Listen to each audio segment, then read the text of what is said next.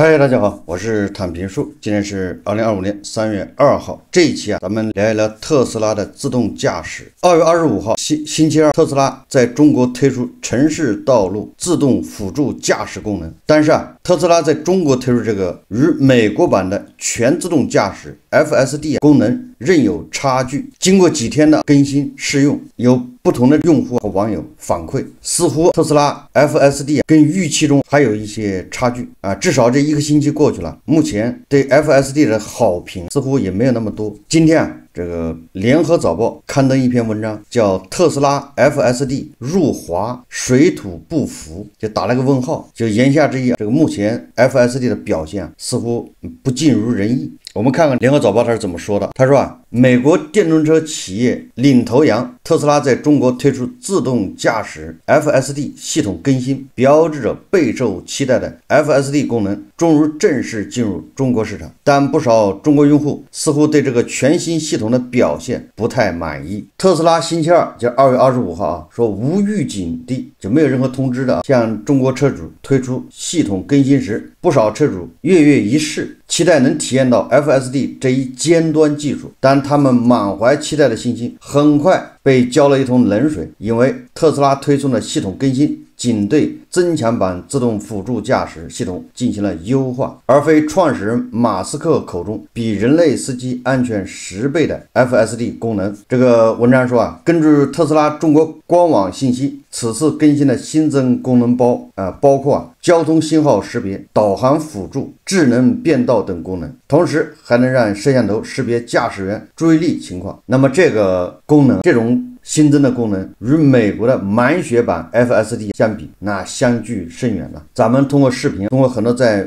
美国的这个博主那种智能驾驶的视频，完全可以看到美国版的 FSD 基本就是有路就能开，而中国版的 FSD 则严格限定只能在高速快速路和城市道路行驶。此外，中国版 FSD 不具备美版 FSD 自动寻找车位的能力，也要求驾驶员频繁的接管车辆，而美版则基本不需要。也给我的感觉就这是个阉割版的 FSD， 对这个车主最吸引车主的这些功能反而它没有。有中国媒体还发现说，特斯拉中国官网星期二已悄悄将完全自动驾驶能力的表述改为 FSD 智能辅助驾驶功能，并多加一条描述：未来您的车辆将能够在驾驶员极少干预的情况下完成绝大多数驾驶任务。然而，即便是阉割版，中国版 FSD 的买断价格为64000元人民币，比美版的8000美元要更贵。现在的汇率8000美元也就不到6万，5万8，在国内它卖6万4，显然它是按汇率8来算的，是不是预示着汇率很快就要到8呀？让更多车主吐槽的是，中国版 FSD 并没有想象中的好用，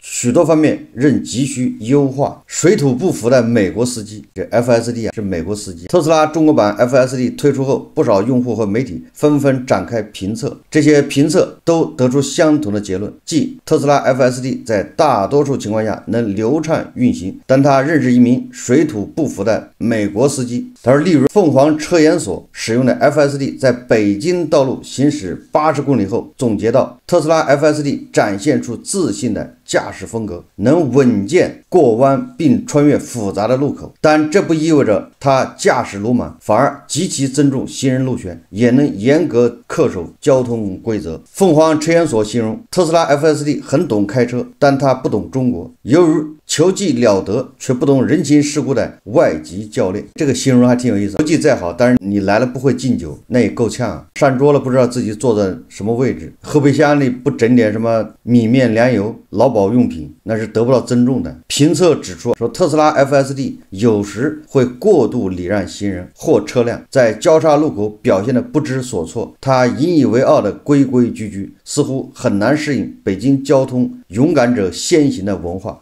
这到底是特斯拉过于规矩，还是北京的交通状况令人堪忧呢？这个也两说。北京的道路这么拥挤，北京的车这么多，如果一辆车耽误1秒，什么概念？堵车就是1个小时。说还有评测指出，特斯拉 FSD 经常会误解中国的交通规则，如转弯时经常占用路肩或非机动车道，在左转或右转专用道上持续直行等。这个恐怕就是规则的问题了吧？恐怕他不知道咱们有专门的右转车道。特斯拉自动驾驶似乎不太熟悉中国特殊的交通灯形态，如上海一名车主上传的评测视频显示，在一个设有地面信号灯的十字路口，系统将左转灯、绿灯误判为直行通行信号，导致车辆禁止闯过红灯。你倒不如说咱们的信号灯这个比较杂乱，有的设在路口，有的设在路中间，有的设在地上，有的设在路肩上面，人跟那个行人差不多高，有的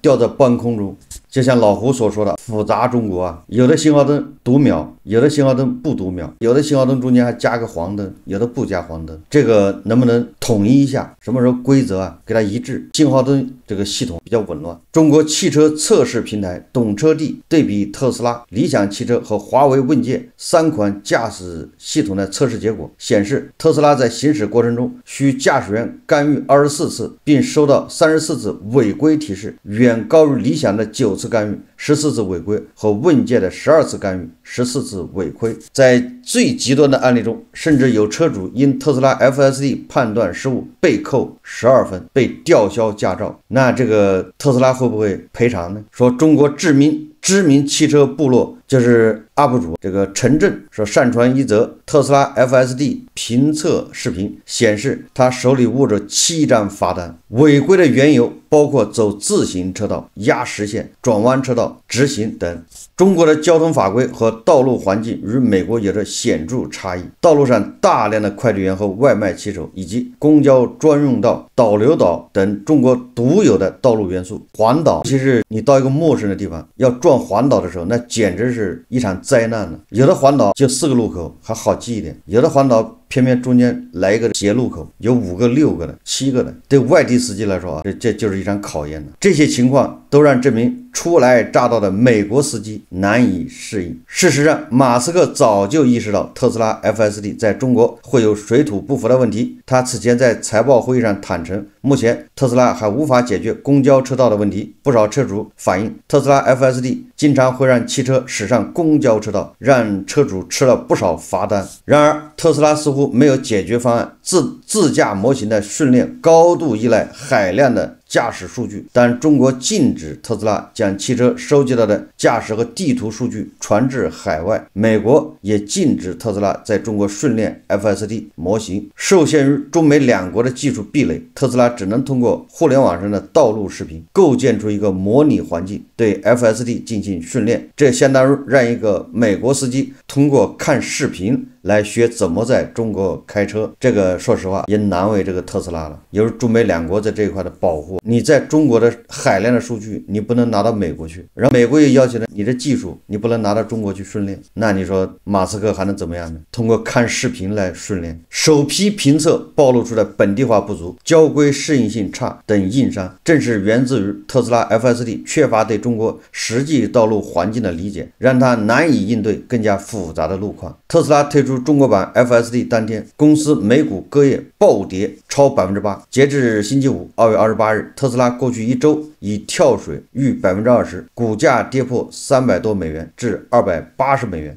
特斯拉占据先发优势，有分析认为，特斯拉仓促的在中国市场推出尚未成熟的自驾系统，更像是一场赌注，要在其他中国车企推出自驾系统前抢占先发优势。这场赌注的背后是特斯拉销量增长的瓶颈和中国汽车市场的激烈竞争。特斯拉去年年度全球交付量同比下滑 1.1%， 是10年来首次下滑。尽管特斯拉去年在华销量改写历史新高，但市场份额也正在被比亚迪等本土新势力蚕食。在这一困局下， FSD 成了特斯拉眼中赚钱机器。马斯克2023年4月甚至口出豪言，称只要 FSD 在华落地，从理论上来说，我们甚至能以零利润的价格出售产品。也就是等到 FSD 在中国成熟以后，特斯拉的汽车就可以免费送，就像咱们过去运营商送手机，充话费送手机。但作为特斯拉的杀手锏， FSD 的首批评测中暴露出的种种核心硬伤，也让市场意识到其软件能力与高昂的售价存在严重错配。作为对比，在评测中表现更好的华为自驾系统只卖36000元人民币，比亚迪、小鹏等还计划推出卖车就送自驾系统的优惠，这对不太愿意为自驾系统掏腰包的中国消费者而言，势必有更大的吸引力。此外，中国车企还具备能直接获取本地驾驶数据的先天优势，让他们能更快地进行技术迭代，培育出更加适应中国路况的自驾系统。而特斯拉的核心算法仍需依赖美国团队优化，造成技术迭代速度落后。小鹏自驾系统的演算法模型每72小时就会进化一代，而特斯拉过去1年在中国仅推送4次重大更新。中国车企以战养战的进化模式正不断蚕食特斯拉的技术和先发优势。在如此紧张的竞争态势下，推出功能本土优化尚不完整的 FSD， 或许是马斯克一场赌注，旨在让特斯拉重新挽回在中国造车新势力围攻下逐渐淡去的光环，但付出的代价很可能又是浪费了手上为数不多的杀手锏。这个是新加坡联合早报他刊登那篇文章，叫特斯拉 FSD 入华水土不服啊。虽然他打了一个问号，实际上通过这篇报道，我作为一个消费者，我是感到深深的悲哀。中美两国的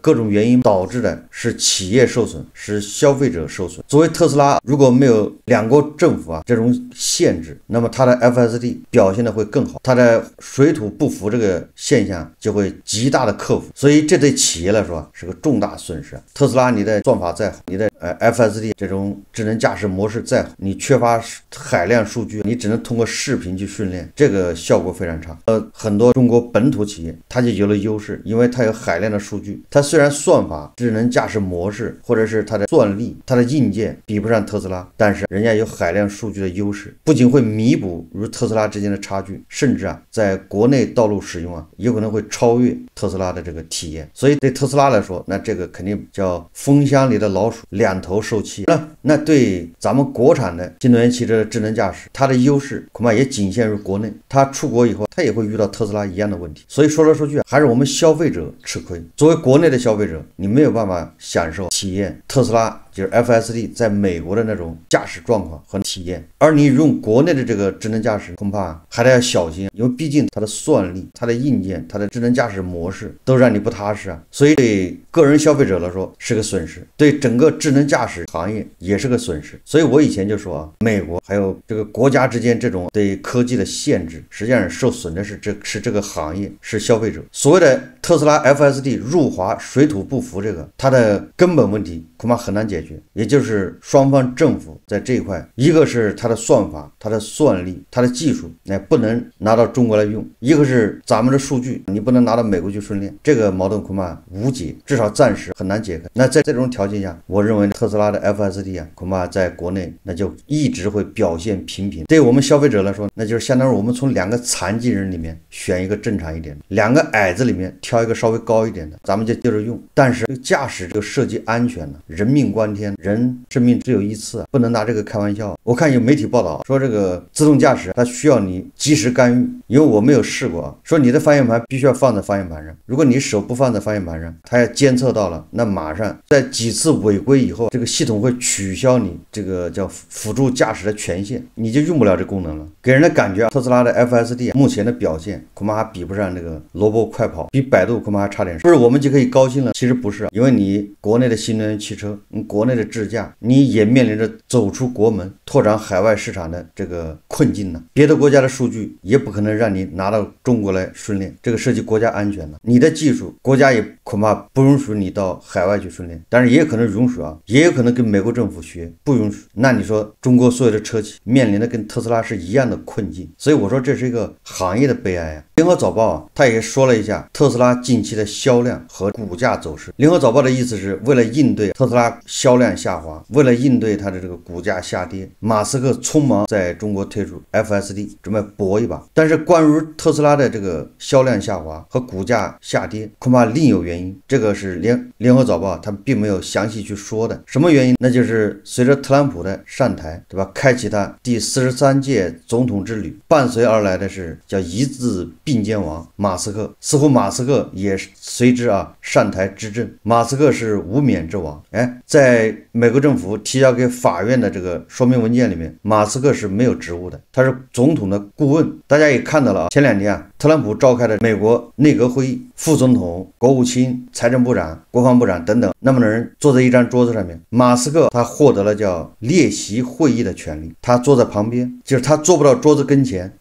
能坐上桌子的应该是正式的政府部门的那些头，而马斯克是坐在一个旁听席上。但是就是这么一个坐在旁听席上的人在指挥整个美国政府，这是美国媒体说的。先说说马斯克都干了一些什么事情。首先他对美国国内，我们有媒体说这叫马斯克变法，他要精简美国政府的雇员，他要把那些长期不上班的把他们送出去，他要把美国政府跑冒滴漏不明不白花的钱他全部要终止，为美国纳税人减轻负担，节约每分钱。我觉得马斯克这个想法这个做法值得称赞，值得学习。所以他虽然不是什么美国什么政府效率部，他还不是正式的部长，部长是另有其人，好像政府效率部本身也是个临时机构。所以马斯克带领他的那些技术员学习美国什么国际开发署，什么美国国防部啊，什么美国的各大部门。我对马斯克这些做法我还是很赞赏，但是我在很多节目里面都说了，我对马斯克的手段我持保留态度，保持一定的警惕。你的目的是正义的，但是如果你的程序不正义，你怎么能保证你的这个结果的正义性呢？马斯克这1个多月来所采用的手段都是发动群众，然后都是未审先判。他到现在为止公布的这些东西最终都是不了了之，没有什么进一步的说谁犯罪了要把谁抓起来，都是马斯克到了各个部门啊，把他的这个工作日志一查，把他的付款记录通过财政部一审计，找到很多证据，然后马上就在媒体一公布，就在他的所掌控的推特上面一公布，美国的吃瓜群众一欢呼，马斯克所向披靡。但是马斯克这种搞法现在在美国阻力越来越大，对吧？前不久马斯克要求美国所有的政府雇员要发周报，似乎就遭到了抵制。最严重的抵制就是政府效率部好像有21个人集体辞职，那这21个人相当于占这个政府效率部好像是50%，20%的人吧。这么多人辞职，他们还发了个联合声明，那意思就是他们不能再随着马斯克这么胡闹下去，导致美国政府停摆啊。如果说这是马斯克在对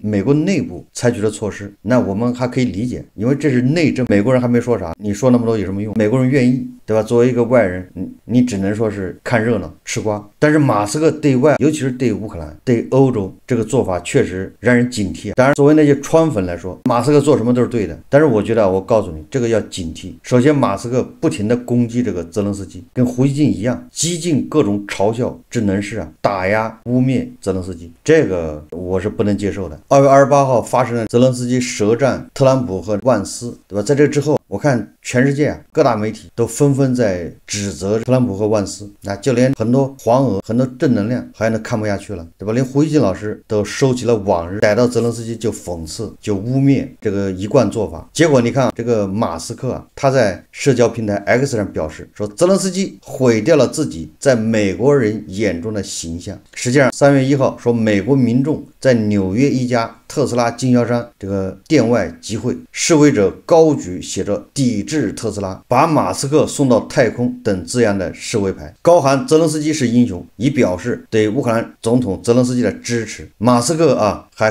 干涉德国、罗马尼亚还有哪国的这个竞选，这个也是犯大忌啊。这个美国总是说大国和俄罗斯干涉他们的选举，但是又拿不出证据，这个大家有印象吧？每次美国大选，两党都会互相指责，开始指责俄罗斯和大国干涉他们的选举。但是你看看马斯克干涉德国和罗马尼亚的选举，那是赤裸裸的。所以在这个问题上，这美国人的双标非常严重。这马斯克还指责这个英国首相斯塔默，马斯克跟匈牙利的总理鄂尔班，对吧？这互动非常频繁，互相点赞、互相称赞、捧臭脚。所以马斯克他对美国内部搞什么马斯克变法，这个咱们对他的初衷、对他的目的我们是很认可，但是对他的手段要提高警惕，他的手法。但是马斯克对外的这些做法确实让人大跌眼镜，是一个公众人物，他这个影响力非常巨大的，他是一个首富，居然参与政治参与的这么深。也正因为马斯克的种种做法，你不能不说这个特斯拉在全球销量下滑跟马斯克的所作所为有密不可分的关系。特斯拉的股价最近是一路走低，特朗普他获得总统选举胜利以后，资本对特斯拉的走势非常看好，所以特斯拉一直在涨，等到特朗普一上台，好像特斯拉股价就开始下滑，一直把他的上台之前的涨幅已经跌没了。我在想啊，如果马斯克他对外继续采取这种态度啊，那么他想在中国啊挽回他的市场，或者他希望以中国的市场来挽救特斯拉，我恐怕他也是想多了。我在想，马斯克和特朗普之间的这种蜜月啊，恐怕越来越走到尽头。因为马斯克如果再这么搞下去，特斯拉的那些股东怎么受得了呢？马斯克在他的庞大的事业和特朗普之间啊，恐怕要做出选择。我一直不理解，特朗普是孤立主义者，也就是他是反全球化的，但是马斯克的事业又需要全球化，这个没问题吧？特朗普现在所作所为不就是孤立主义吗？全球加关税，对吧？老的盟友也不管了，各顾各的，这个对马斯克的事业那是完全相违背。所以说这两个人怎么可能尿到一个壶里去呢？或者说能长期密切合作呢？你说短期因为什么个因素互相有个交叉走到了一起，这个可以理解，但如果长期这样，他们的矛盾一定会爆发。你看特朗普或者就美国政府对中国的技术封锁，实际上给特斯拉就已经造成了非常大的损害。相当于美国政府把马斯克两个手给他捆上，让他在中国的这些新能源新势力，这个造车新势力面前进行搏斗，以此来挽回特斯拉的颓势，这个怎么可能？我觉得马斯克和特朗普之间的这个矛盾，迟早也像泽连斯基和特朗普之间一样会公开化。泽连斯基舌战特朗普和万斯，这一幕总有一天会在马斯克身上重演。好，这期节目我们就聊到这里，感谢大家收看。如果喜欢我的节目，欢迎订阅转发，也可以在下方留言评论，谢谢大家。